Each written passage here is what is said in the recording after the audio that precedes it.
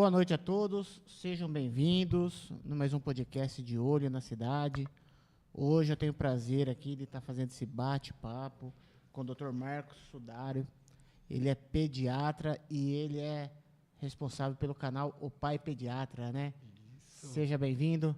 Agradeço, Paulo. Obrigado pelo convite, obrigado pela participação. É um prazer estar aqui discutindo um pouquinho sobre saúde infantil, sobre todo o aspecto que envolve essa criação dos nossos filhos.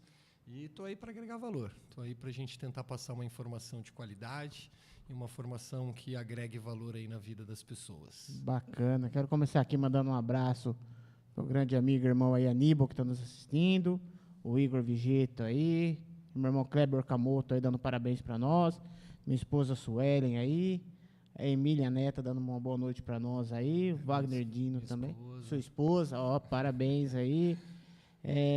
O irmão Edil Siqueira aí, boa noite, brother. Vamos aprender um pouco mais. Grande entrevista aí. Minha sogra Vânia Talasso dando boa noite para nós. A Tânia Moura dando boa noite para nós aqui. Todo mundo aí falou de criança aí, tá todo mundo animado, né? Amém. Para ver, para falar, porque hoje em dia é o que a gente estava comentando aqui nos bastidores. Nossos filhos é nosso bem maior, né? Com certeza. Marcos, como de costume, quero começar meu podcast dando brindezinhos para você, do nosso patrocinador, umas carteirinhas do Bira da Autoescola. Legal. Meu grande amigo Bira aí. Show. Canetinha do programa personalizada. Para médico, caneta sempre é bom, né? Sempre. Opa, e a gente perde todo dia uma. Tá vendo? E uma caneca. Caneca personalizada do programa, junto com o parceiro da Astor Brindes aí. Já saio com o cafezinho com o cafezinho de casa, já com a caneca do podcast de Olho na Cidade aí. Ela aqui pra gente. Show de bola. Quero mandar um abraço pro meu grande amigo aí, Carlinhos Corsato aí, acabou de entrar e dando boa noite para nós aí. Carlinhos, forte abraço aí, meu querido. Fica com Deus aí. E doutor Marcos, se apresenta pro pessoal aí. Legal, legal. Sou o Marcos, tenho 39 anos, vou fazer 40 esse ano. Já tenho aí praticamente 13 para 14 anos de medicina. Mais de 10 anos aí em âmbito pediátrico mesmo, agindo só no cuidado com as crianças. Inicialmente eu fiz uma formação de pediatria geral, depois comecei a buscar algumas especializações, algumas formações secundárias, fui para um lado do neurodesenvolvimento, né, algo que eu vejo que na nossa formação como pediatra, ali como residente mesmo, a gente acaba patinando um pouco, então fui buscar um pouquinho mais desse conhecimento, até mesmo porque a gente passou a ter uma ampla gama de problemas do neurodesenvolvimento, né? Então fui me procurar me gabaritar um pouquinho mais e me especializei principalmente em emergências pediátricas, né? Que foi o carro-chefe aí ao longo da minha vida, desses últimos 10, 15 anos de medicina. Tenho aí buscado bastante também o conhecimento da parentalidade, algo que eu aprecio muito, até mesmo porque, como nós estávamos conversando, é o nosso maior bem. Então, nada melhor do que a gente saber manejar de uma forma legal, de uma forma correta a educação dos nossos filhos. Então, venho buscando esse know-how também, conjuntamente com o conhecimento frente à psicologia familiar, que eu acho que o pediatra ele não é aquele ser que cuida da criança, somente da criança ou da doença da criança, né? Ele é aquele ser que acaba tendo um olhar integral, não só para a criança, mas para todo o ambiente que a circunda, e isso inclui a sua família, né? Não, bacana. Quero mandar um grande abraço aqui para o meu grande irmão Luiz Rosa aí, que está nos prestigiando aí. Rosa, um abraço aí, meu irmão. Meu tio Newton Dias aí, dando uma boa noite para todos nós. E, Marcos, vamos começar aí. Qual a necessidade de conscientização da sociedade em busca de conhecimento e autodesenvolvimento para exercermos um papel de pai e mãe hoje em dia? Show, perfeito. Acho que pergunta hoje que na atualidade é extremamente imprescindível, até mesmo porque a gente vem pecando bastante no âmbito educacional, né? Isso é algo que a gente vê bastante, a dificuldade de manejo, né? Nós trazemos um aspecto mais autoritário dos nossos pais, que faz com que a gente tenha muito medo de manejo com os nossos filhos e estamos cada vez mais tendendo para um lado permissivo, ou seja, de deixá-lo muito à vontade, sem colocar limites e regras, né? Isso, de uma forma ou outra, vai acabar repercutindo na nossa sociedade, porque o nosso filho é um ser que hoje é o nosso filho, e lá na frente ele vai ser marido, ele vai ser amigo, ele vai ser um empregado, um empregador. Então, ele vai estar ali no meio da sociedade agregando de forma positiva. Então, nada melhor do que a gente conseguir formar um ser que consiga exercer esse papel social de uma forma adequada, né? E buscar conhecimento para isso é imprescindível. A gente, para tudo na nossa vida, a gente busca conhecimento, né, Paulo? Então, a gente está num trabalho, eu trabalho com mecânica, eu vou buscar o conhecimento frente à mecânica. E quando se trata do nosso maior bem, que é o nosso filho, que é a nossa criança, que é aquilo que a gente tem como maior propósito, talvez, nessa vida, e isso não sei o que digo, né? Isso está na Bíblia. Então, a gente precisa querer buscar um pouquinho mais de conhecimento para isso, entender como manejar, principalmente esse lado parental, esse lado educacional dos nossos filhos, para que a gente consiga... Opa, melhorou? Tá bom. Para que a gente consiga aí, né, desempenhar esse papel primordial para nós da melhor forma possível. Então, muitas vezes, a gente acaba partindo para um senso comum, né? Poxa, como é que eu faço isso ou aquilo com meu filho? Como é que eu educo com relação a pôr limites, telas, alimentação? E, muitas vezes, a gente parte para um senso comum, que é habitual nosso como ser humano, e que nem sempre é uma verdade absoluta e que nem sempre seria o melhor caminho a se buscar, né? Então, nós, como pais e mães, deveríamos ter a consciência de que buscar conhecimento frente a todo esse manejo de cuidado, não só com a chegada do bebê, mas frente a toda a primeira infância e posterior, seria de extrema importância, né? Essa conscientização dos pais frente à busca de conhecimento, para que a gente consiga criar os nossos filhos, que são os nossos maiores bens, da melhor forma possível. Acertar sempre, jamais. É impossível que a gente consiga acertar sempre, até mesmo porque acertar sempre seria buscar uma perfeição que nesse mundo terreno nós não vamos alcançar, né? Mas buscar um equilíbrio, buscar um conhecimento para que a gente entenda os pontos positivos e negativos frente àquela atitude que eu estou tendo com meu filho é algo imprescindível, para que nós, como pai, consigamos agregar valor, né, na vida dos nossos filhos. Nós somos um guia. Em breve eles vão embora de casa. E em breve nós não vamos estar mais com eles.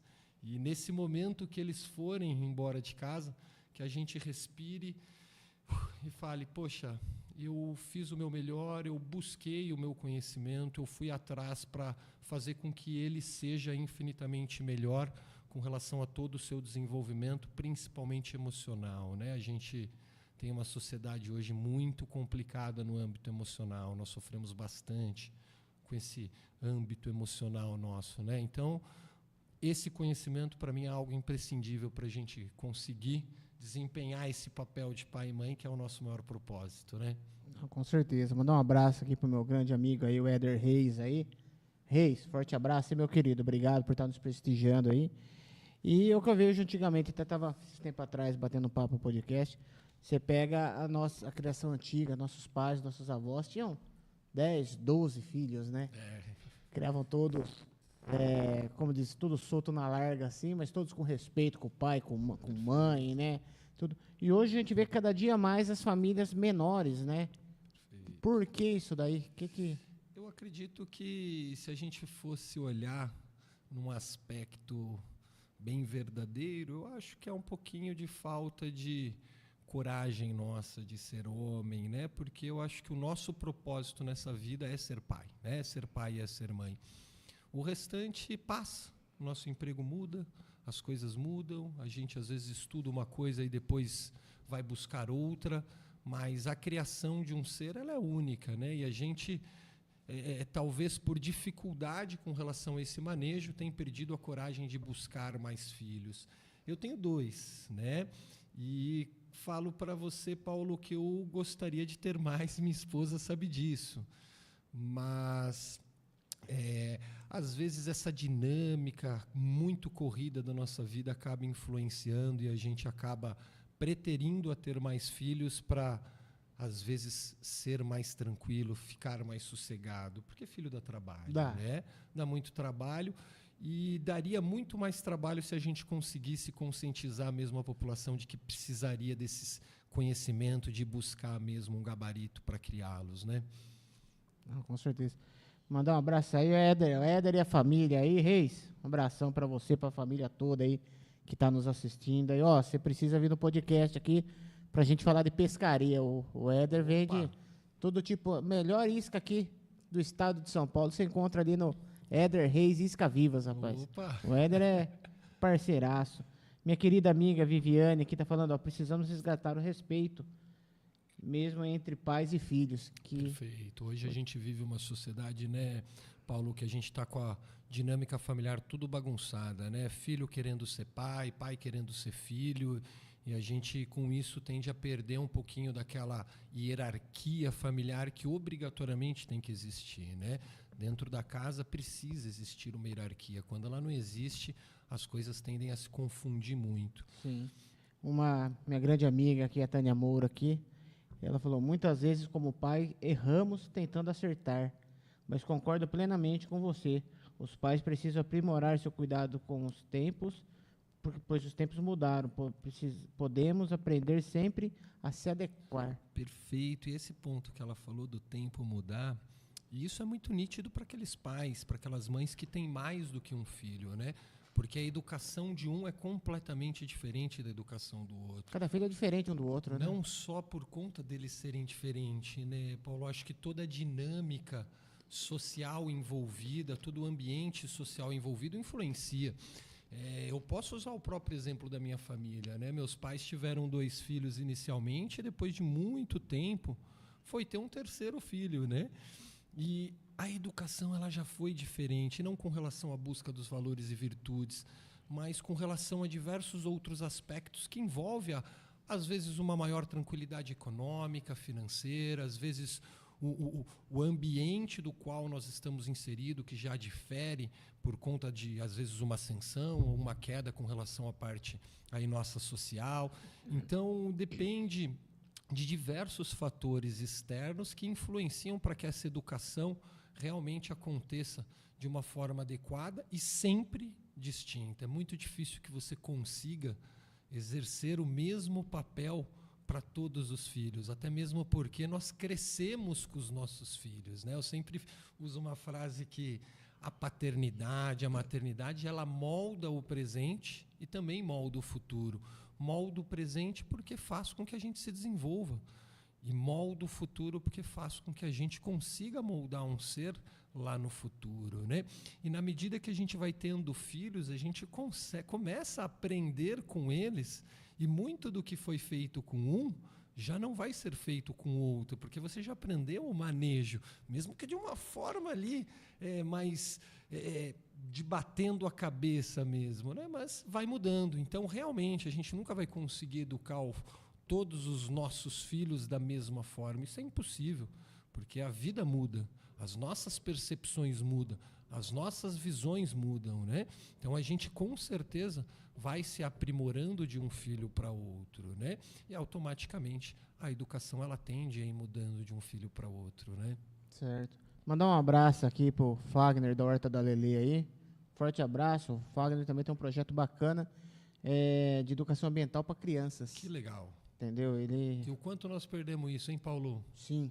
Quantas crianças hoje ficam no cimento, né? É o que eu falo para ele. Tem criança que não sabe o que é uma galinha, rapaz. Perfeito. E ele tem esse projeto aí voltado para educação ambiental, para ensinar a importância do meio ambiente, da reciclagem, Perfeito. como montar uma hortinha. Ele monta umas hortinhas em caixa de leite, então ensina a criança. É bem bacana, um projeto bem bacana que ele tem Importante. aqui. É muito bacana mesmo. A gente estava falando parte de educação. Hoje em dia tá bastante difícil os pais conseguirem educar as crianças por falta de tempo de trabalho.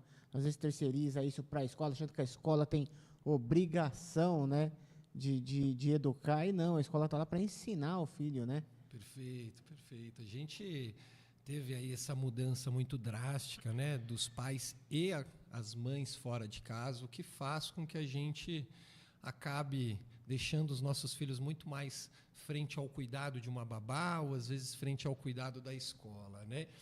E é algo ruim, muito ruim para nós. Eu falo para aquelas mães que conseguem efetivamente ficar com os seus filhos, principalmente ali na primeira infância, que elas são mães que têm um privilégio significativo, né? Porque hoje em dia isso é algo praticamente nulo, né? A gente terceiriza muito, até mesmo ao ponto dessa criança ter um vínculo muito maior, muitas vezes, com a babá do que com os seus próprios pais, né? Às vezes elas chegam no consultório, pai, mãe, ou às vezes só a mãe, mas com a babá, e essa criança muito mais atrelada emocionalmente com a babá, né? Isso é um ponto muito difícil. E quando a gente volta, a gente atrela todo esse cansaço, todo esse estresse do trabalho com os nossos filhos, para ficar com os nossos filhos, né? A gente atrela isso como um motivo que faz com que a gente não fique. O que a gente tem que entender, Paulo, que o tempo com os nossos filhos, ele realmente vai ser difícil, porque a nossa dinâmica aqui no Brasil, ela é assim, né? Uma dinâmica de muito trabalho. Então a gente tem que entender que o tempo ele não tem que ser quantitativo, e sim qualitativo. Quando eu chego em casa, eu não sento no sofá para assistir uma televisão, eu tenho que estar ali ativo com meu filho, que seja 10, 15, 20 minutos, mas com certeza esse tempo de qualidade vai ser muito mais importante do que eu conseguir passar 24 horas com ele de uma forma física sem estar efetivamente interagindo.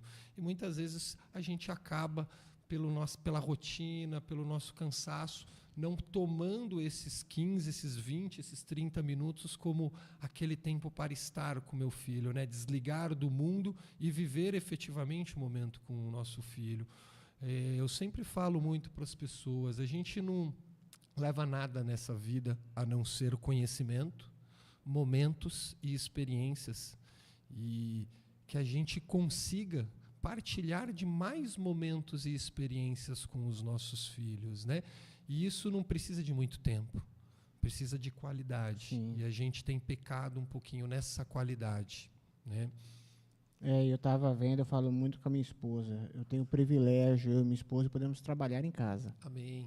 Entendeu? Amém. E eu falo muito para os outros. Falo, não tem satisfação maior no mundo do que poder chegar 2, 3 horas da tarde, poder catar uma madeira e dar o leite para o meu filho. Amém. Eu falei, não tem alegria maior no mundo de poder fazer isso. Entendeu? De curtir, não ter perdido nenhuma consulta, não ter perdido nenhum ultrassom. Perfeito. Ter acompanhado desde o início até agora. Eu falei, é uma coisa que você falou. E isso que você falou, Paulo, é uma coisa porque você falou como pai, né? Você falou, poxa, dar o leite, estar ali com ele, às vezes dar um banho, trocar, pôr para dormir, né? E isso é algo que aqui no nosso país é muito difícil para o pai, porque o pai já vem atrelado culturalmente à imagem do provedor, à imagem daquele que vai trabalhar. E isso não é só cultural, isso acontece de forma legal no nosso país, no aspecto de nos dar uma licença paternidade de somente 5 dias. Sim. O que é um absurdo perante ao quão seria importante essa presença paterna, tanto para a criança quanto para sua esposa, nesse período inicial de vida, né? Então, realmente, você é um privilegiado por poder ter vivido esse começo e estar ali, não só agregando valor no cuidado com a criança, mas também no cuidado com a sua esposa, né? E aí a gente tem uma coalizão, né, de licença paternidade, que a gente vem brigando, eu faço parte, que nós estamos brigando com relação ao aumento dessa licença paternidade. Ganhamos algumas coisas já, frente aí a 10, 30 dias de busca ativa para que a gente consiga arrastar. Hoje, se nós formos ver aqui no nosso país, eu acredito, se eu não esteja falando besteira, que uma das poucas empresas que efetivamente cedem uma licença paternidade é o Boticário.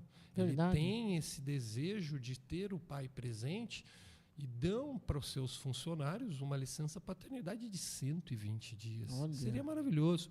Se nós formos olhar os países europeus, tem países que chegam a 3 anos de licença paternidade. Nossa. E isso é óbvio que não tem que ser mudado de uma hora para Sim. outra. Tudo que se muda de uma hora para outra é uma revolução e traz traumas, mas que a gente consiga ir gradativamente mudando isso, né? No aspecto de aumentar de 5 para 10, de 10 para 15, de 15 para 20, de 20 para 30, até que a gente chegue num meio comum, que a gente consiga sustentar isso de uma forma legal, mas fazendo com que esse pai esteja ali presente.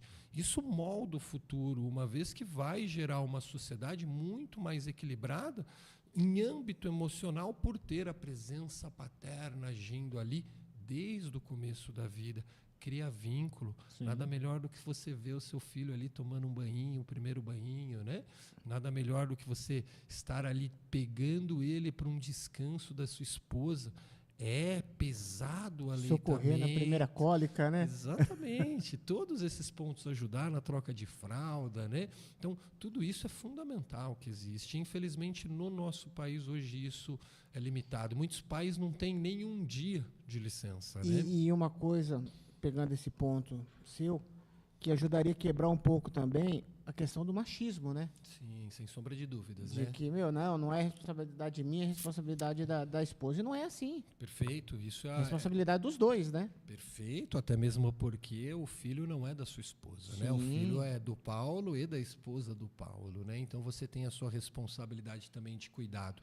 É óbvio que dentro de uma dinâmica familiar, de um cenário familiar, o pai traz uma imagem um pouco distinta da mãe. Isso não quer dizer que as obrigações de cuidado e de manejo não tenha que ser dividida entre os dois, né?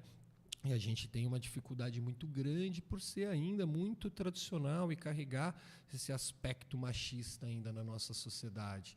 Ah, poxa, vou trocar fralda. Não, vou trocar fralda. Isso é coisa de mulher. Não é coisa de mulher. É coisa de mulher até o momento que você enxergar o quão vai ser importante você estar presente.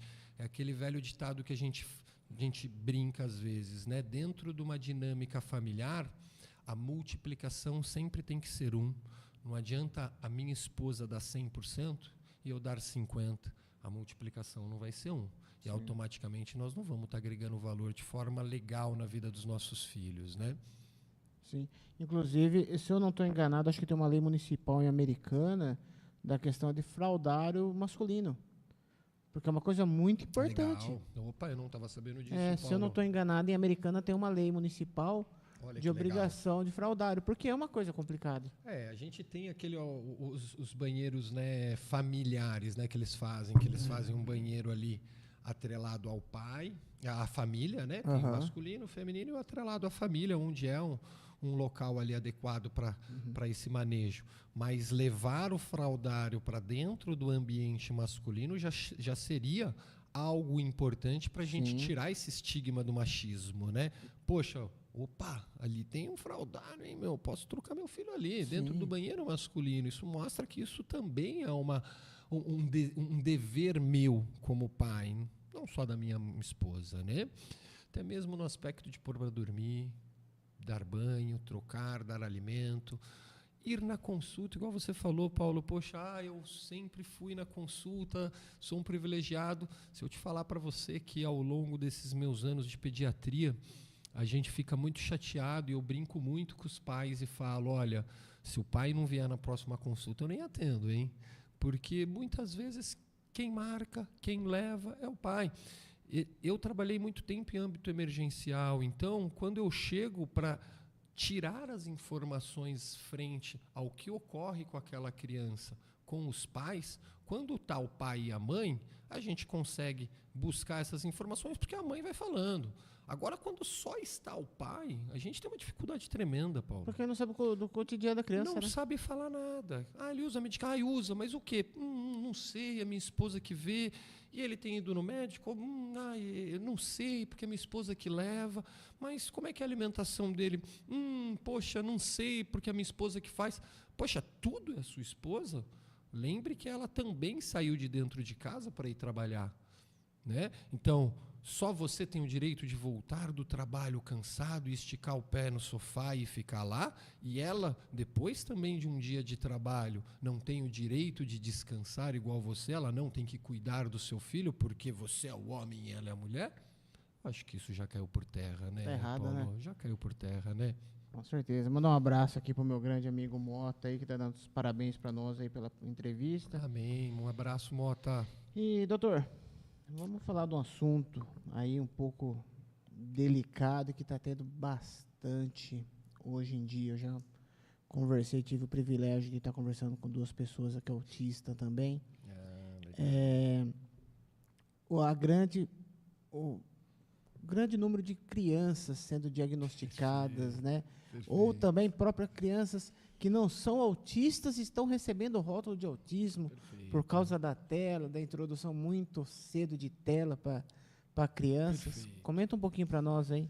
Perfeito, né? Eu acho assim que o diagnóstico do autismo ele tem que ser muito criterioso, tá? Quando nós pensamos em transtorno do neurodesenvolvimento, a gente não vai ter só o autismo, né? Nós temos outros transtornos envolvidos e que muitas vezes se confundem por carregar similaridade frente aos sintomas que os autistas carregam, né?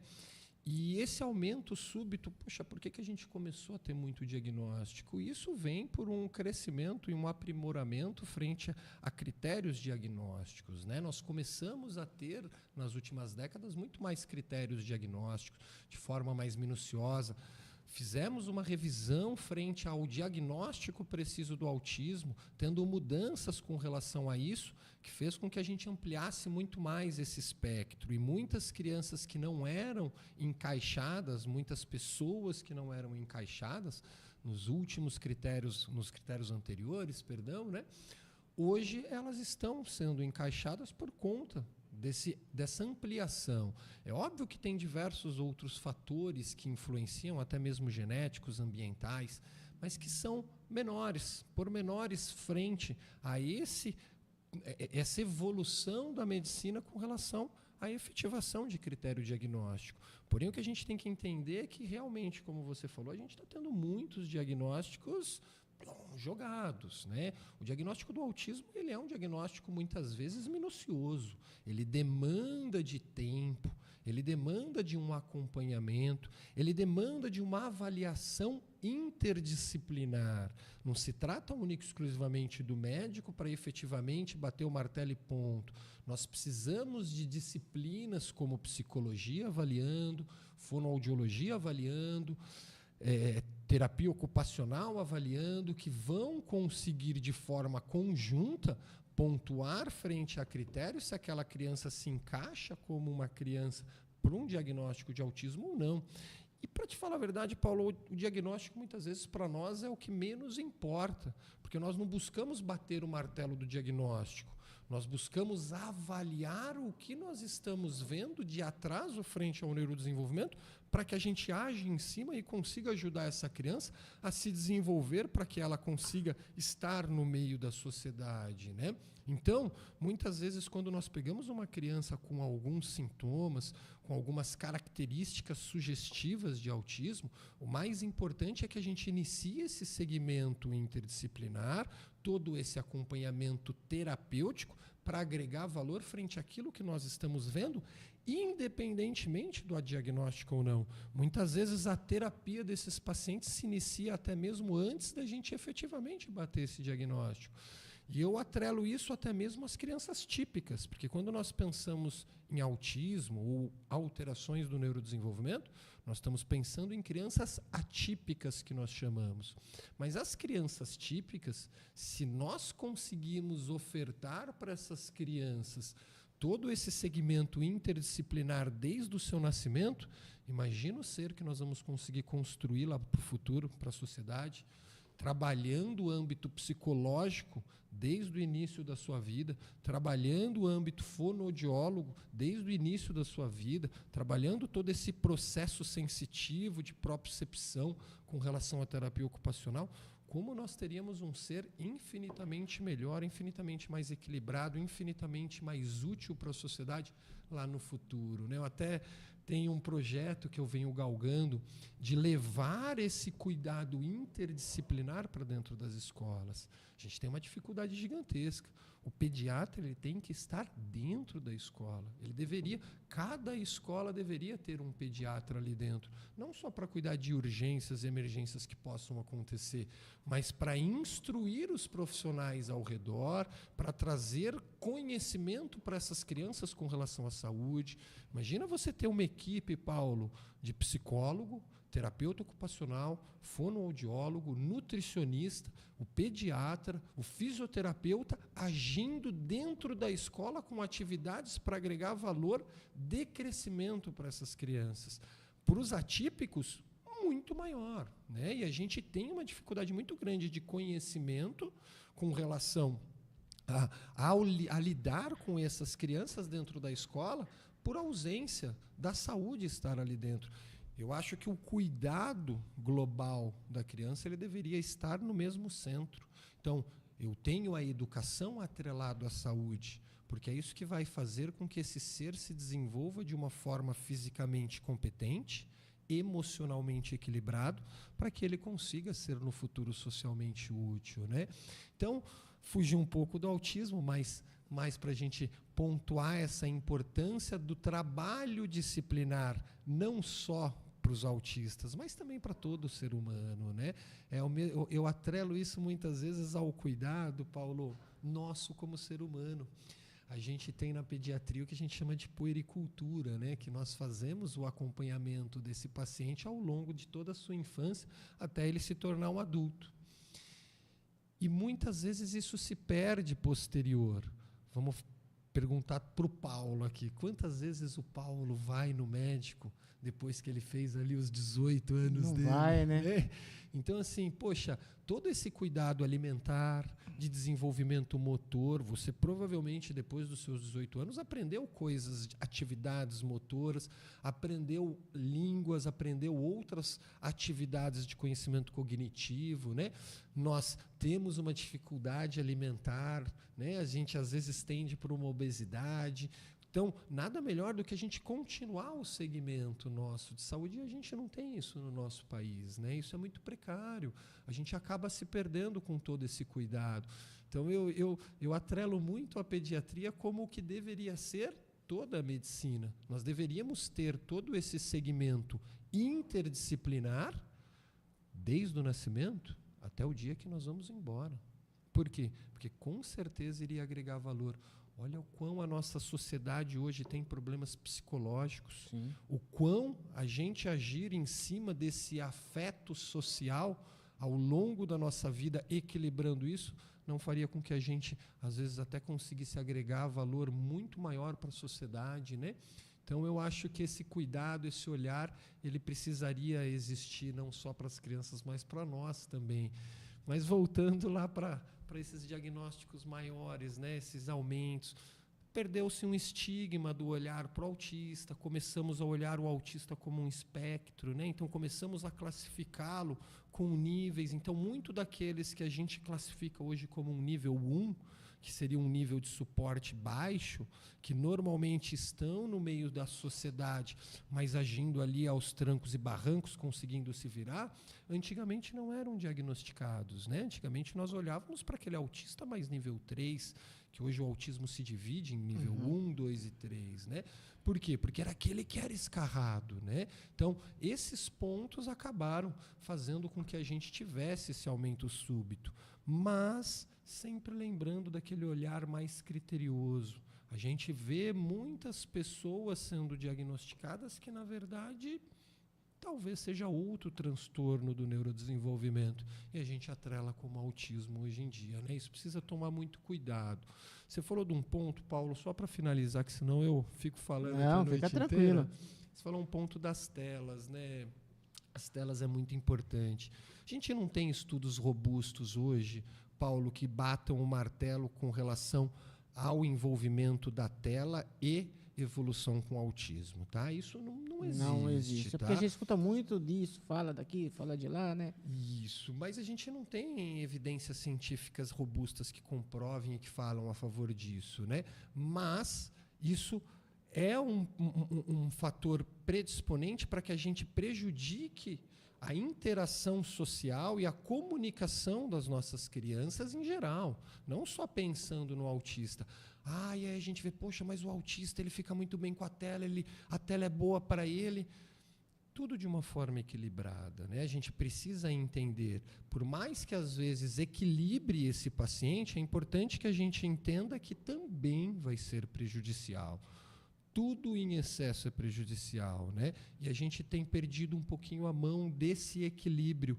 Às vezes as pessoas falam, não pode assistir tela. Poxa, nada melhor do que o Paulo chegar em casa, deitar com o filhinho dele ali e assistir um filminho gostoso, comendo uma pipoquinha, tomando um suco e se divertindo e conversando e rindo. E às vezes a gente vai até extrapolar o tempo de tela pré-determinado. Mas isso não pode ser uma rotina. Sim. Mas isso tem que existir. Porque são momentos, são experiências que a gente está criando com os nossos filhos, que é o que eles vão levar para a vida. E é o que vai fazer com que, quando ele for adulto, ele sinta aquele desejo de voltar para te ver, de estar ali na sua casa, porque você criou momentos, você colecionou momentos com eles. Então a gente tem perdido. Não pode comer doce, não pode comer doce. Poxa, salgados, salgadinhos. Poxa, quando nós éramos crianças, nós não gostávamos do Fandangos, da Ruffles. Então a gente sabe o quanto é gostoso, às vezes, a gente pegar o nosso filho e fazer um momento diferente, por mais que seja algo ruim. Eu brinco com a minha esposa, não vejo a hora de poder levar o menino para comer um espetinho. Então, porque a gente cria momentos com essas coisas. O que a gente tem que entender é que precisa ter um equilíbrio. Sim. Então a gente precisa parar de buscar radicalismos. Eu acho que a nossa sociedade está muito polarizada para tudo. E a gente também se polarizou com relação à educação, à criação. Ou é isso ou é aquilo. Poxa, e o equilíbrio? Que seria o mais adequado? Que traria momentos e não traria prejuízos? Né? Então, acho que esse olhar é muito importante. E a tela, a gente se perdeu um pouquinho com isso, né, Paulo? A nossa geração, Paulo, é uma geração que viu todo esse crescimento do digital. Nós participamos ativamente. Então, nós também somos um pouco culpados com relação às telas dos nossos filhos. Sim. Porque os nossos filhos aprendem pelo pai e a mãe. Exemplo.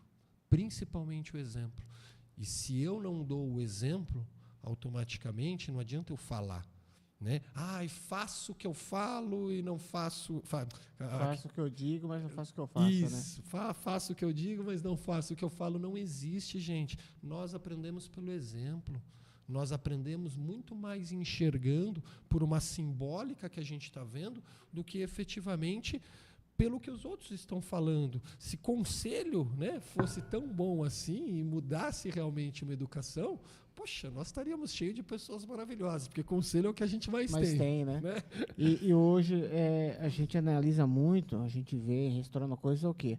O pai e a mãe chega, a criança acabou de pôr a criança, já abre o tablet, põe para a criança. Perfeito. Tipo, não brinca com uma criança, não dá alimentação para a criança, tenta incluir a criança no cotidiano dela, né? Parece que ela tem o filho como um troféu por ter um filho. Muitos. Mas não faz o filho fazer parte daquilo que está com a família, Perfeito. né? E hoje a gente tem muito isso, viu, Paulo? Igual você falou, como um troféu, né? Eu acho que tem muitas mães, muitos pais que acabam buscando ter o filho para ter a imagem de ter um filho, né? Família perfeita. Isso, né? Mas quando se trata ali de realmente se sacrificar, e o sacrifício é uma coisa que também está na Bíblia, né? A gente precisa aprender que o sacrifício não é uma coisa ruim, o sacrifício é uma coisa boa, é uma diligência, né? Que nós fazemos aquilo de forma rotineira. Então, o sacrifício exercido para que a gente consiga criar um filho, educar um filho, muitas vezes é algo que aflige, é algo que foge do que a grande maioria da sociedade busca hoje, né? Isso é um pouco assustador para nós, tá? Eu sou cristão, busco muito essa educação de valores e virtudes, e eu acho que a gente tem perdido um pouquinho a mão com relação a essas virtudes, principalmente por não saber impor os limites, não saber dizer o não. Não preciso ser autoritário, não preciso ser agressivo, gritar, bater, mas eu preciso trabalhar com seriedade uma conversa, um ensino por diálogo, de uma forma séria, mostrando efetivamente para ele que existe uma hierarquia ali dentro e que a partir daquela hierarquia ele vai começar a entender um pouquinho mais as coisas, né? E a gente às vezes deixa muito Deus do ará, né? Sim. E eu também entrevistei aqui uma vez o Leandro Raffer, ele é autista, ele é grau 1, ele era grau 2 para grau 1. Tem 3 faculdades, tudo, ele ajuda com palestra, pessoas autistas, essas coisas. Que legal. E uma coisa que ele tá falando que é bacana, ele falou assim, muita gente quer o quê? A criar escola para autista. Ele falou, a gente quer inclusão. Perfeito. A gente não quer uma escola para autista. A gente quer que tenha profissionais capazes de entender isso que hoje em dia é muito falho, né? É aquilo que eu falei, Paulo, para você no aspecto da escola. A escola, ela precisa entender que o profissional da saúde precisa estar lá dentro. Porque a gente tem tido uma demanda muito alta do neurodesenvolvimento. E como essa demanda está muito alta, Paulo, a gente acaba não conseguindo ter profissionais suficientes para esse manejo. Então, nada melhor do que a gente gabaritar os profissionais de educação infantil para que eles aprendam a lidar com isso. Quando a gente pensa na terapêutica do autismo, né, não só do autismo, vamos pensar como uma criança típica, um neurodesenvolvimento. Quando a gente pensa nessa terapêutica, o mais importante não é a terapia que essa criança faz na clínica, até mesmo porque ele fica pouco tempo na clínica. O mais importante é o que acontece dentro da escola e dentro de casa. Por isso que os pais precisam se gabaritar, porque eles são importantíssimos para uma melhora terapêutica desse paciente. As escolas precisam se gabaritar, porque elas são importantíssimas para uma terapêutica adequada. Hoje, um paciente com neurodesenvolvimento, ele deveria ter um profissional, é óbvio que trabalhando os níveis, né?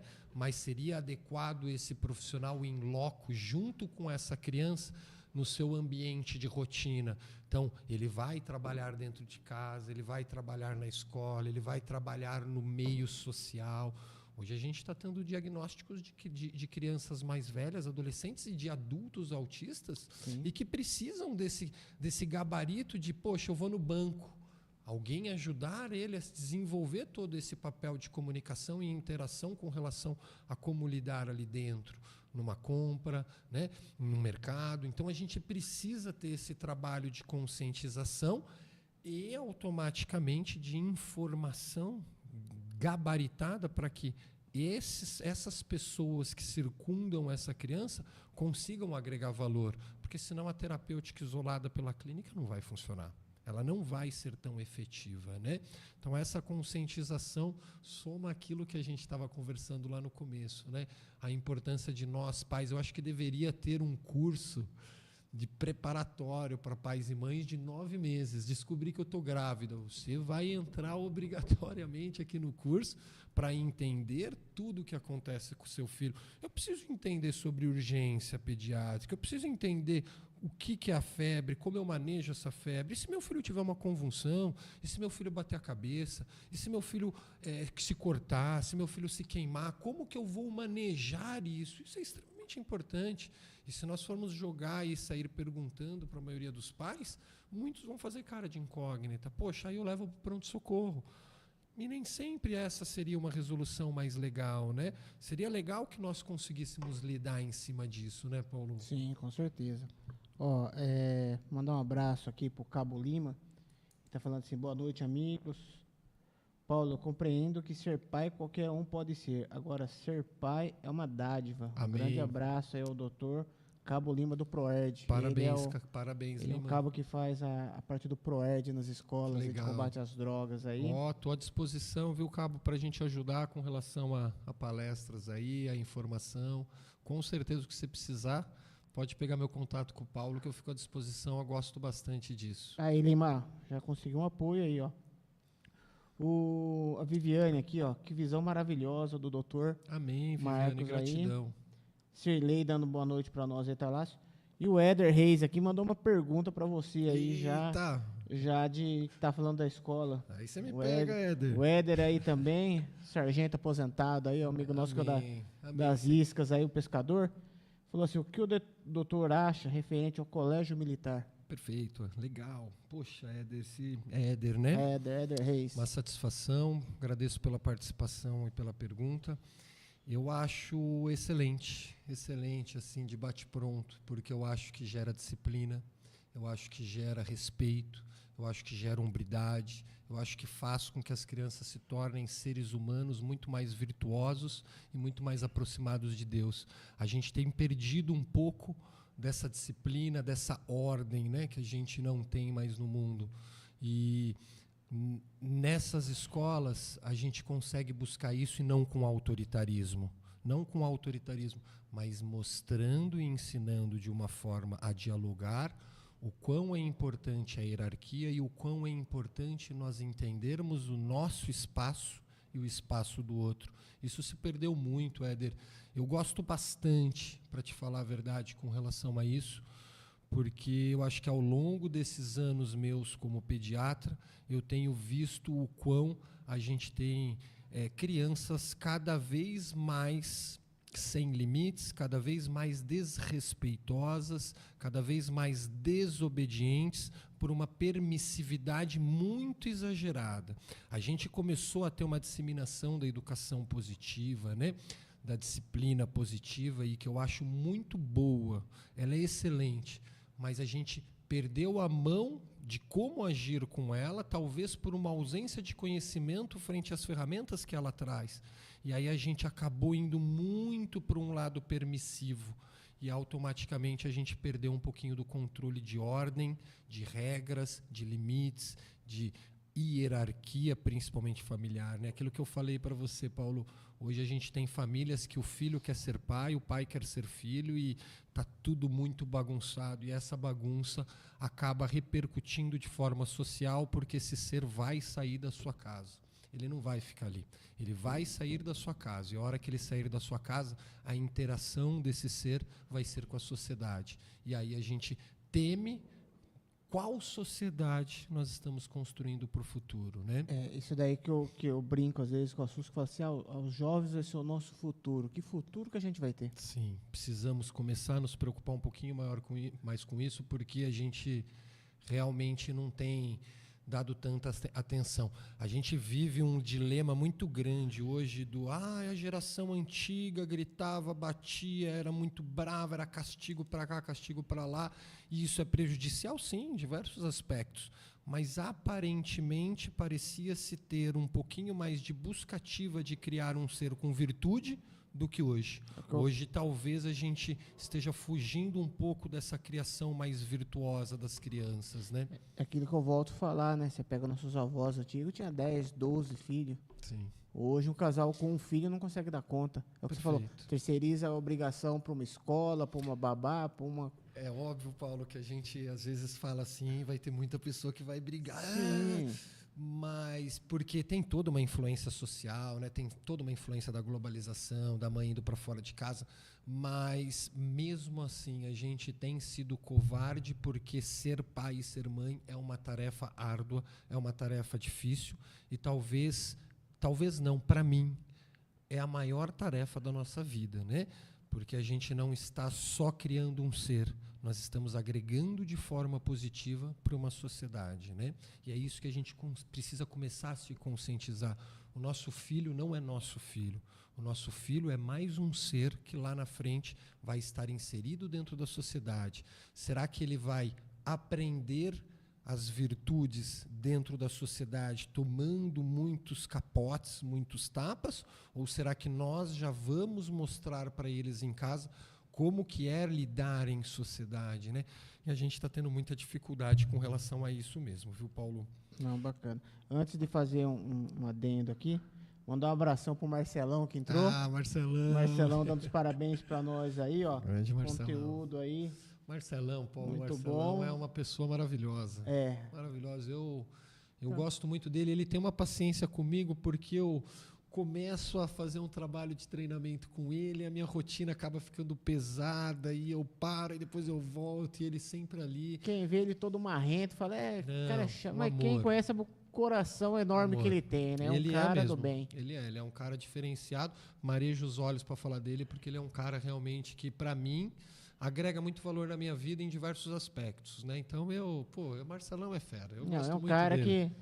que pode falar que é da família. Posso Com falar que certeza. é da família, que é muito bacana. Mas a gente estava comentando aqui, a gente não precisa ir muito longe. Nós, mais ou menos, a mesma idade aí. Na minha época, eu tocava hino nacional na escola. Perfeito, olha que coisa Na bonita. minha época, a gente tinha respeito por diretor, por professor. Perfeito. Né? Você falou de saúde. Eu lembro que na minha época, nascido, criado no Jardim Alvorada, ali na escola, numa escola estadual, tinha um dentista dentro da escola. Olha lá, olha a saúde agindo, né? Entendeu? A Eu lembro, importância. até veio o Dr. Feitosa aqui, ele é dentista, a gente estava conversando, e a gente tá falando, falei, rapaz, eu lembro até hoje, que a coisa que marca, que dava aqueles negocinhos na boca para ficar vermelho, para ensinar a fazer escovação, para a hora de limpar, para ver se estava escovando certo ou não. Hoje não existe mais isso. Hoje não existe mais isso, Paulo, e não só não existe, como essas habilidades autonômicas que deveriam ser da criança têm sido cada vez mais postergada pelos pais quererem fazer tudo pelas crianças, né? A gente precisa dar autonomia, a gente precisa fazer a criança saber fazer as suas atividades básicas e necessárias. E muitas vezes a gente arruma a cama da criança, muitas vezes a gente quer escovar os dentes da criança e ela já sabe. Se ela já sabe, deixa ela fazer, ela precisa ter essa autonomia. E a gente muitas vezes não, a gente quer fazer muito pelas crianças. Entre o bater e o gritar e o fazer, tem o ensinar e o dialogar. Então, entre fazer obrigar, é muito mais fácil eu ensinar essa criança, porque ela vai criar sua autonomia. Isso é importantíssimo para o desenvolvimento dela global por um todo, né? Não só motor, cognitivo, afetivo, social, né? Não, bacana. Mandar um abraço aqui, ó, para o meu grande amigo aí, Abreu. Tô dando parabéns aí pelo convidado, excelente Amém. Assunto aí. Amém, legal. O Éder Reis falou sensacional pela sua fala. Amém. Aí, sobre a escola aí. Show.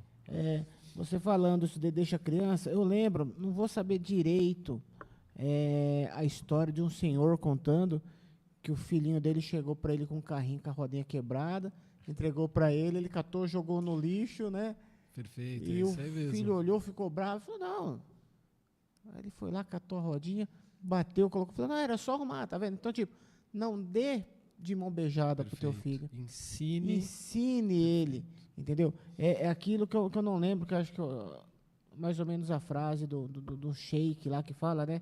Que tempos difíceis fazem homens fortes, né? Isso. Tempos fáceis fazem homens fracos, né? Então é que ele fala, né? Meu pai andou de camelo, né? Eu andei. Meu avô andava de camelo, meu pai andou de BMW, eu de Land Rover, meu filho de Mercedes, o meu neto vai voltar a andar de camelo. Né? Por quê? Porque os homens estão ficando cada vez mais fracos, Perfeito. É o que você falou, Estamos né? perdendo um pouco. A gente ainda vem carregando uma imagem muito machista, mas deturpada completamente do que realmente é, até mesmo porque a gente carrega todo esse tradicionalismo de falar sobre o machismo, mas nós estamos perdendo cada vez mais a imagem do homem ali, principalmente dentro de casa, né? Homens imaturos, homens que ficam jogando videogame, homens que não querem estar atrelados ao cuidado com a criança. Responsabilidade, né? Isso cada vez tem caído, cada vez a gente tem tido menos, né, Paulo? E é triste, né? Opa, nem me fala. E não quer dizer, muitas vezes, Paulo, eu fico até preocupado que as pessoas olham e falam assim, poxa, Marcos, então você e o Paulo aí são perfeitos. Não, imagina. Não. Você vê o tanto de erro que a gente tem. Nós erramos todos os dias, mas pelo menos nós buscamos conhecimento e buscamos tentar cada vez errar menos, né? Sempre com muita hombridade, mantendo-se essa hierarquia, essa autoridade como pai, como o que efetivamente o homem tem que mostrar ali dentro de casa, né? Eu sou o provedor, eu tenho que ser o provedor. Não é só isso. Eu preciso demonstrar a minha hierarquia, a minha autoridade. Submissão, muitas vezes as pessoas, a mulher é submissa. Não, submissão é uma coisa que também está na Bíblia, né? A submissão, ela vem de uma forma não a ser dependente do outro, mas assim estar abaixo de um estágio frente à hierarquia que ali se cabe. Ponto. Isso não quer dizer que é maior ou menor, que é melhor ou menor. É simplesmente uma ordem de regras ali que faz com que a gente consiga manejar aquele ambiente de uma forma adequada e equilibrada. Para tudo tem que ter isso. Sim. Não é à toa que numa empresa tem isso.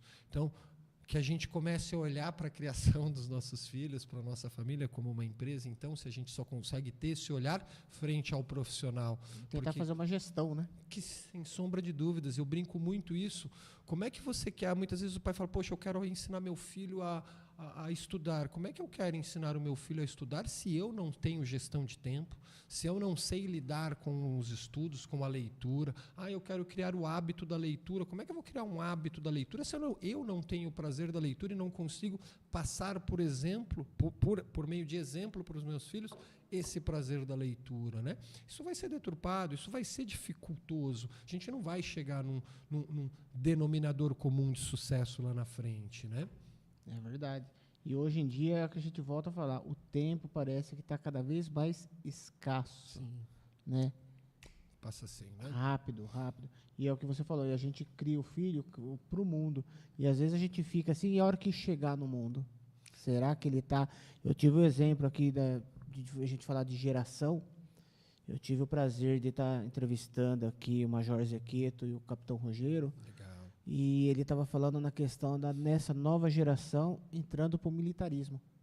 É uma geração que não está acostumada com regra, Zero. com ordem. Zero. Aí a hora que chega, se depara com tudo isso daí, entra em desespero. Com certeza, não é à toa que hoje, não só por isso, mas diversos fatores, a gente tem uma gama gigantesca, Paulo, gigantesca de adolescentes com problemas psiquiátricos e psicológicos. Isso é assustador. Nós que convivemos e que estamos vendo isso de forma rotineira, é algo assustador e, ao mesmo tempo que é assustador, é muito triste. É muito triste. E isso é muito, mas é muita criança, muito adolescente. Não só no aspecto psicológico, psiquiátrico, como também alimentar, né? Obesidades, doenças aí metabólicas e em resposta a uma alimentação também muito desregulada, né? Então a gente tem tido aí uma criação, que eu digo assim, né? Criar um filho é muito fácil, é só você fazer o que ele quer, né? Agora, educar é uma coisa difícil demais, né? Muito difícil. Não acertamos sempre, mas se a gente buscar conhecimento, com certeza os erros vão ser cada vez menores, né? Não, com certeza. Ó, o Edil falando aqui, ó, parabéns aí pelo raciocínio, concordo plenamente com vocês. Amém, querido, amém. Hoje em dia tá complicado, às vezes, você expor um pensamento seu, né? A gente fica até meio receoso, né, Paulo? Mas, como diz, quando a gente tem princípios e tem uma visão, é difícil você não bater nessa tecla, né? Às vezes a gente está vendo muitas coisas importantes virando coisas banais. Perfeito. Eu vou dar um exemplo para você aqui. Semana passada eu entrevistei o Dr. Renan Fará. Ele é advogado criminal. Legal. E ele estava falando na questão das atualizações da Lei Maria da Penha. Ele falou, o que isso implica?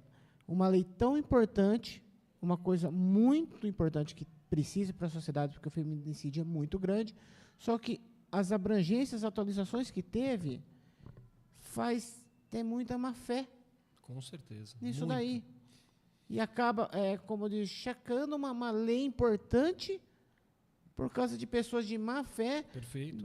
De hoje em dia, você, pela atualização, se você falar para a mulher, olha, a partir de agora você vai ter que trabalhar, vou cortar sua...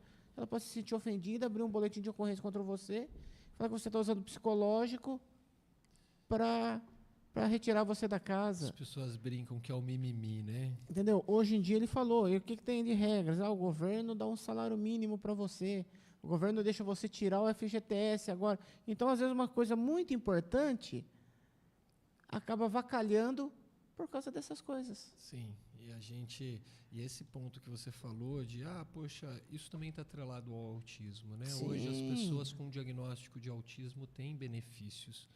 E isso tem se tornado, às vezes, algo também a gerar essa mesma situação. Preciso desse diagnóstico, preciso ir forte, eu preciso do meu filho para isso, alguma coisa tudo. E, às vezes, o que os benefícios estão provendo não é nem para o autista, é para o familiar ou para alguma coisa, porque para ele mesmo... Tem o mesmo exemplo aqui do Leandro falando, viu, vaga para autista, o que isso muda na minha vida? Desculpa, mas palavras dele. Perfeito. Ele falou, o que isso muda na minha vida? Muitas vezes atrela como uma muleta, né? Tá atrelando a que eu vou querer ser ali, vou conseguir isso, porque isso vai me dar um benefício, porque eu vou ter essa muletinha aqui, quando não deveria, né? Deixa eu ver aqui que a Tânia Moura mandou para nós aqui. Pura verdade, doutor, muitos jovens perdidos aí, vejo isso todo dia no meu serviço. Muitos jovens perdidos, porque acho que falta um pouco da referência dentro de casa, né? A gente tem perdido um pouquinho dessa estruturação familiar, por mais e mais uma vez eu bato nessa tecla, né? E eu tenho como exemplo muitos meus pais, porque realmente tive uma infância mais rígida, com castigos, com gritos, com brigas, mas com certeza foi uma base fundamental para que eu criasse muitas virtudes, e eu sou extremamente grato aos meus pais por isso. E hoje a gente tem perdido um pouco isso. As crianças, elas têm saído do meio familiar para ir para a sociedade sem qualquer tipo de estrutura de sustentação de uma base ali virtuosa, né? E faz com que a gente realmente seja perdido, não saiba o que fazer, seja aquelas pessoas pouco proativas, pouco resolutivas, e que muitas vezes, quando algo não está de acordo com o que eu gostaria, eu já não quero mais, né? A gente precisa começar a buscar um pouquinho mais desse cuidado de educar os nossos filhos frente aos entendimentos de regras, de ordens. Tem tantas regras, Paulo, e tantas ordens que eu não concordo, e nem por isso eu deixo de segui-las, até mesmo porque é uma regra social. Então a gente precisa entender que regras, elas devem ser cumpridas concordando ou não concordando. Sim. E na infância isso acontece muito. Muitas vezes o seu filho não vai concordar com as regras, e ele não vai concordar por uma imaturidade que lá na frente ele pode enxergar. E às vezes, mesmo com um diálogo ali no momento, a gente vai ter essa dificuldade, porque eu não tenho um cérebro desenvolvido para entender efetivamente aquilo. Mas ele tem que entender que regras são regras, e elas têm que ser cumpridas. E que lá na frente eu vou entender, e que mesmo que lá na frente eu não concorde, é uma regra social. Então, se há uma regra dentro da estrutura e da dinâmica familiar, ela tem que ser seguida, né? Enfim. Então, a gente tem se perdido bastante com isso, com essa criançada, com essa molecada. Tem gente que está aí fazendo entrevista de trabalho, levando a mãe e o pai junto. Absurdo, né? E a gente tem ouvido isso na mídia. Isso Vai é tirar a absurdo. carta, leva o pai e a mãe junto, rapaz. É uma coisa de louco.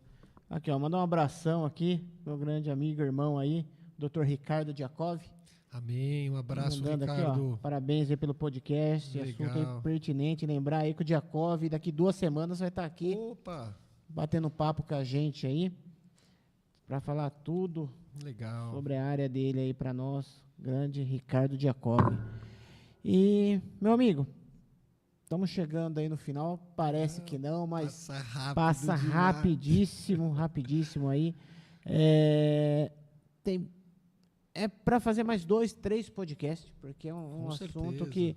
que fala, a gente ainda tem muitas coisas ainda de perguntar sobre introdução alimentar, Verdade. sobre muitas coisas, mas infelizmente vai ter que deixar para um próximo podcast aí.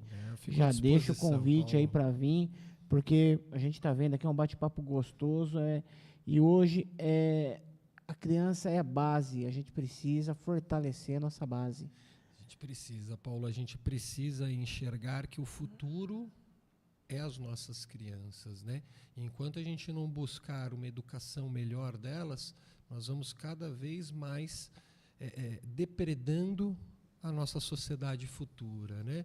Então a gente precisa entender que conscientizar frente à importância que é ser pai e ser mãe dentro da sociedade é imprescindível. A gente precisa entender que nós precisamos buscar conhecimento, que nós precisamos ir atrás para entender como nós conseguimos educar os nossos filhos de uma melhor forma possível.